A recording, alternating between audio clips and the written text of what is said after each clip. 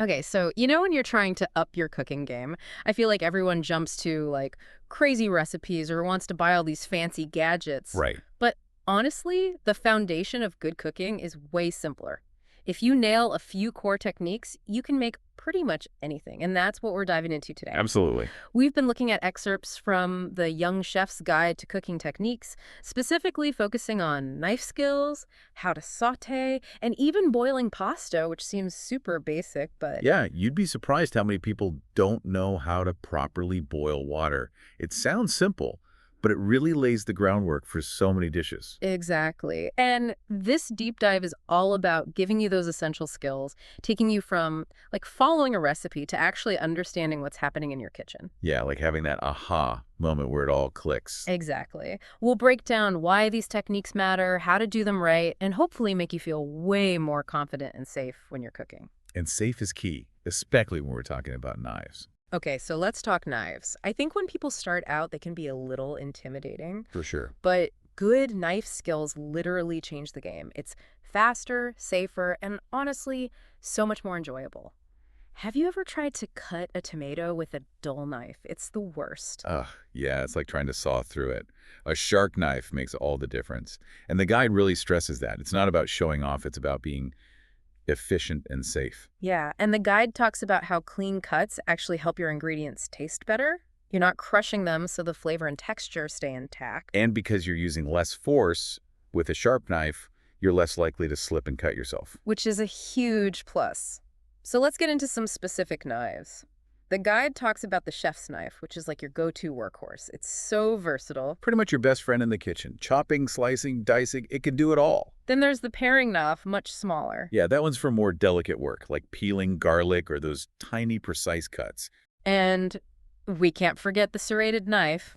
I love this one for bread, obviously, but also for things like tomatoes. Anything with a crust or a delicate inside.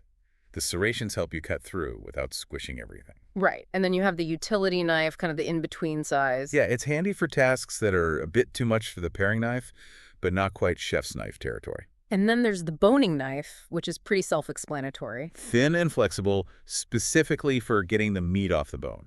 Okay, so you've got your knives. Now the guide talks about the grip.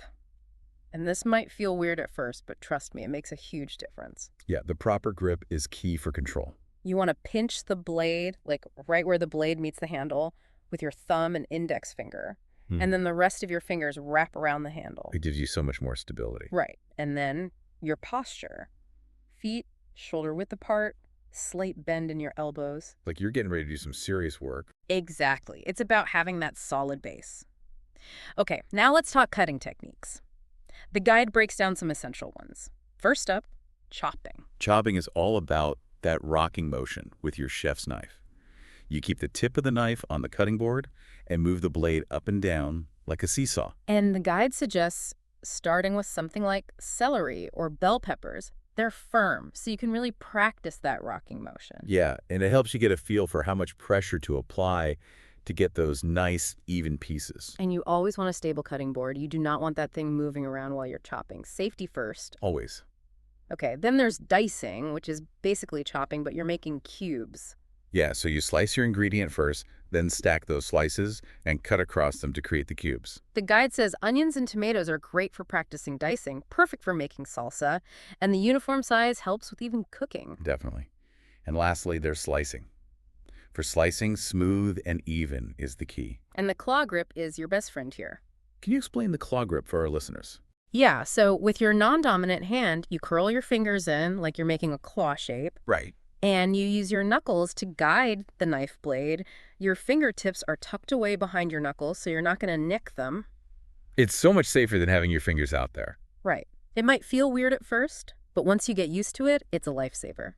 Okay, and of course, we have to talk knife safety. The guide is very clear about this. Always cut away from your body. Absolutely. Keep that other hand clear of the blade, and always use a cutting board. And store those knives safely, especially if you have kids. A knife block or magnetic strip up high is a good idea. Yes. And if you drop a knife, do not try to catch it. Just let it fall. Yeah, way too risky.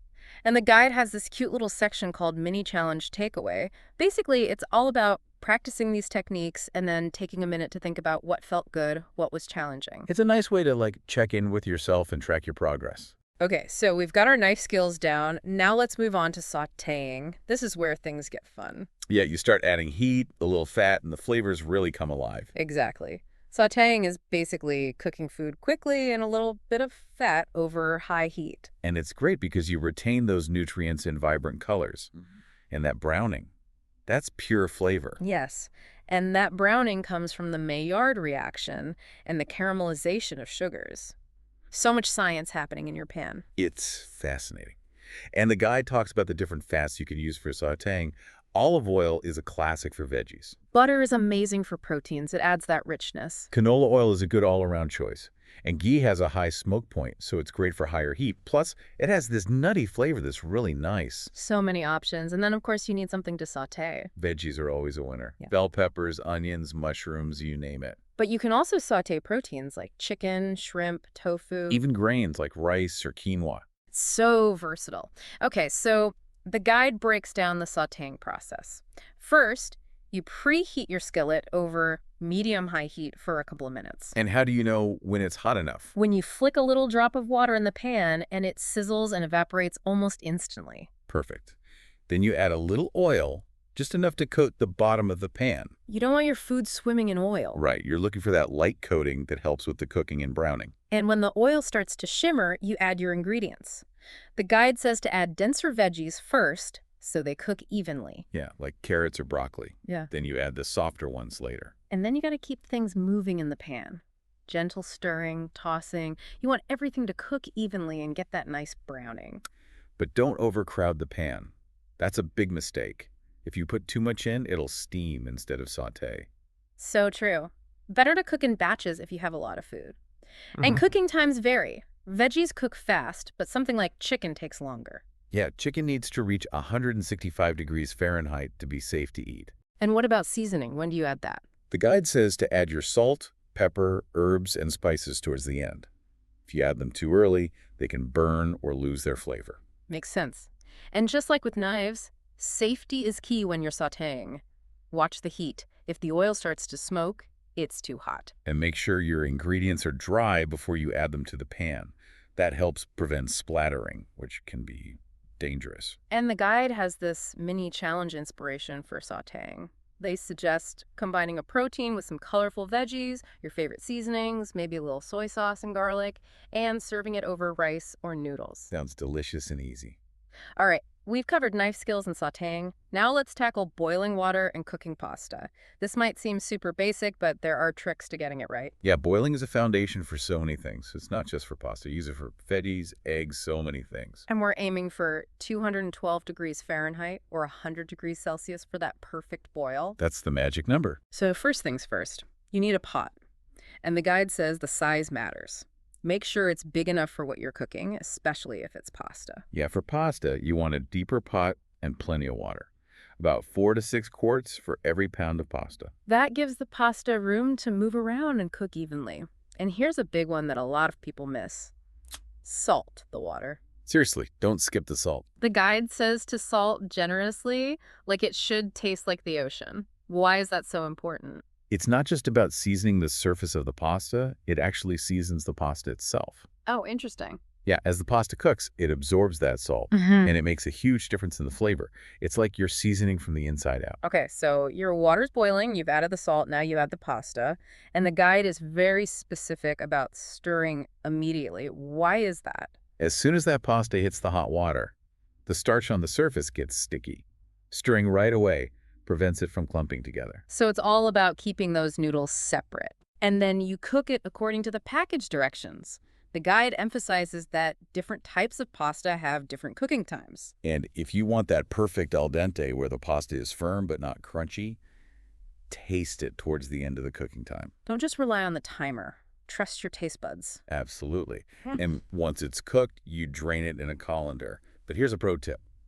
Save some of that pasta water. Oh yeah, the pasta water is like magic. It is. It has all that starch that's been released from the pasta, and it can help to emulsify your sauces. Making them smoother and creamier. Exactly. So don't just dump it all down the drain. Save a cup or so. And the guide also suggests adding flavor to the boiling water itself.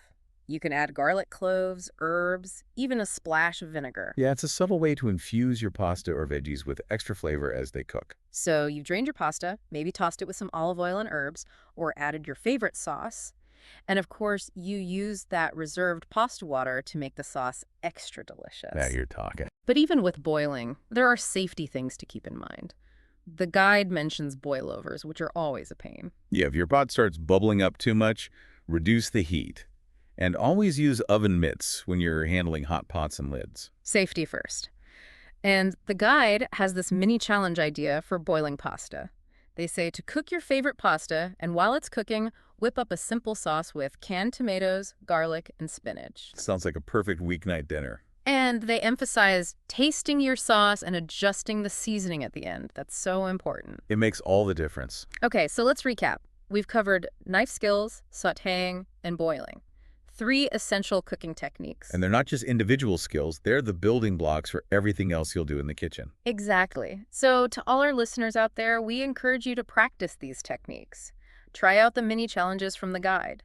Get comfortable with your knives, experiment with sautéing, and pay attention to the details when you're boiling water. The more you practice, the more confident you'll become. And remember, every great chef started somewhere. Mastering these techniques is a huge step on your culinary journey. And it's a journey that's full of delicious possibilities. So here's something to think about.